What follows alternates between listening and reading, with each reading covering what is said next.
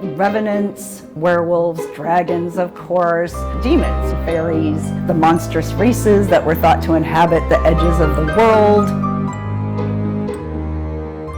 I study monsters in medieval Europe. Monsters, imaginary monsters, basically get created by cultures to express things like their fears, their anxieties, and there were a lot of different things in both the ancient and medieval worlds that defined a monster. Some of them were physical, so physical characteristics like excess, deficiency, deformity, hybridity, and that of course applied to real humans and animals as well. And then there were a whole host of cultural or behavioral attributes that could also be defined as monstrous, and these sort of were set against what was considered to be civilized.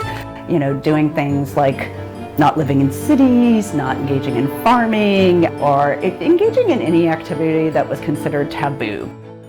Even if it's the same monster sort of reappearing throughout time, each iteration of the monster sort of changes to reflect the historical, period in which that iteration was created. So like Dracula or the vampire is a great example, right? The first sort of like popular iteration is Bram Stoker's novel Dracula, in which the vampire is this hypersexualized being that really has a lot to do with sort of Victorian morality, and then you carry that forward in time all the way. You can go up to Francis Ford Coppola's Dracula that's produced in the early 90s, I believe, and that the vampire is still hypersexualized to a certain extent, but it's more of a commentary on modern society, and that it's much more concerned with themes of like homosexuality. This is the height of the AIDS epidemic, after all, in which it's being produced. So this fascination with monsters is definitely something that has